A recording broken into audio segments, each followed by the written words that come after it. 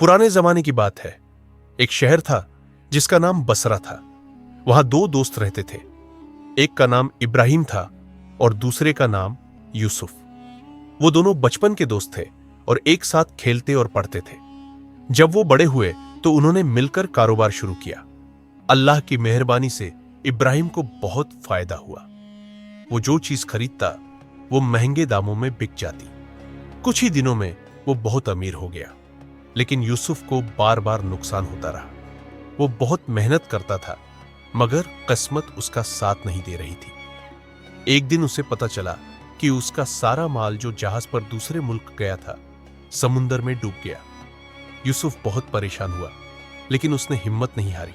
वो बोला, जो अल्लाह को मंजूर है वही होता है, शायद इसी में मेरी कोई भलाई हो। दूसरी तरफ इब्राहिम को जब यह खबर मिली तो वो खुश हुआ।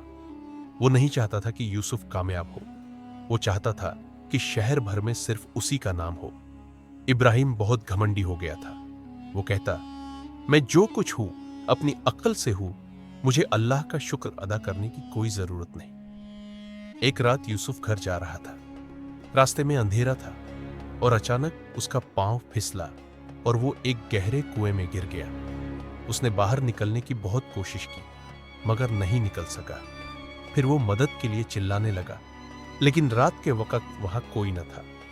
जब उसकी आवाज बैठ गई और वो बहुत थक गया तो अचानक एक आवाज आई, ऐ इंसान, घबराओ मत, मैं तुम्हें बचा लूंगा, अपना हाथ ऊपर करो।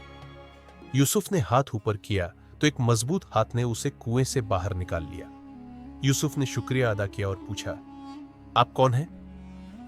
आवाज आई, मैं एक जिन्न हूं।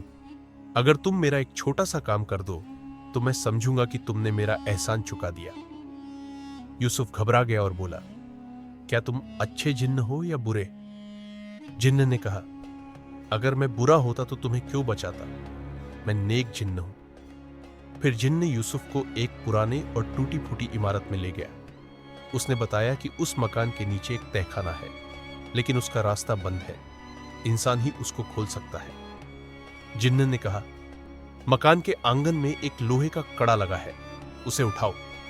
यूसुफ ने अल्लाह का नाम लेकर कड़ा उठाया और नीचे का रास्ता खुल गया। जिन्न फौरन अंदर चला गया और जब वापस आया तो उसके हाथ में मिट्टी की एक रकाबी थी जिसमें सोने की अशर्फियां भरी हुई थी। यूसुफ बहुत हैरान हुआ।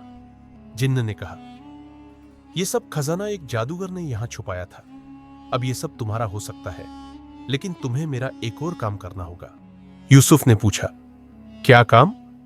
जिन्न बोला, मुझे तुम अपने कंधों पर उठाओ और जहां भी जाओ मुझे अपने साथ ले चलो। मेरी टांगें कमजोर हैं इसलिए मुझे चलने में मुश्किल होती है। यूसुफ ने फौरन इनकार कर दिया। वो बोला, नहीं, मैं गुलामी नहीं करना चाहता, मुझे तुम्हारे सोने की कोई जरूरत नहीं।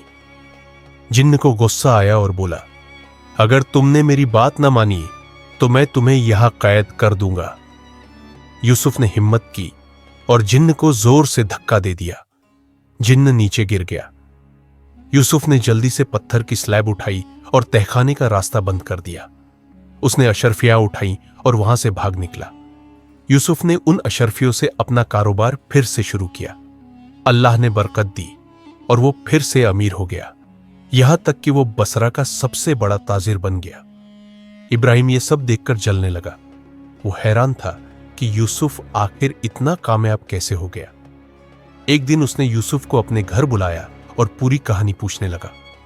यूसुफ ने पहले तो टालने की कोशिश की मगर जब इब्राहिम ने जिद की तो उसने सारी बात बता दी। आखिर में यूसुफ ने कहा, देखो भाई, वहां हरगिज मत जाना, वो जिन्न तुम्हें अपना गुलाम बना लेगा। इब्राहिम ने कहा, नहीं नहीं, मैं नहीं जाऊंगा। मगर दिल ही दिल में वो सोच रहा था कि जरूर जाकर देखता हूं कि कहानी सच है या झूठ। उसी रात वो चुपके से उस पुराने मकान में गया। उसने कड़ा उठाया, स्लैब हटी और खजाने का ढेर नजर आया। वो बहुत खुश हुआ। अभी वो अंदर उतरने ही लगा था कि अचानक एक आवाज आई, तो तुम मुझे आजाद करवाने आ ही गए? ये वही जिन्न था। उसने कहा, बस तुम मुझे अपने कंधों पर सवार कर लो, खजाना तुम्हारा। इब्राहिम फौरन मान गया और कहा, हाँ हाँ, मुझे खजाना चाहिए, मैं तैयार हूं। जिन्न ने छलांग लगाई और इब्राहिम के कंधों पर सवार हो गया। उसकी पतली टांगें इब्राहिम की गर्दन में इस तरह जकड़ गईं जैसे लोहे का शिकंजा। जैसे ही जिन्न सवार हुआ, पत्थर की स्लैब अपने आप बंद हो गई। इब्राहिम घबरा गया और बोला, पहले खजाना तो लेने दो। मगर जिन्न ने उसकी गर्दन दबानी शुरू कर दी। इब्राहिम की आंखें बाहर निकल आई और जुबान लटकने लगी। जिन्न हंसा और बोला, वाह, क्या जबरदस्त सवारी मिली है। अब हम कभी एक दूसरे से जुदा नहीं होंगे।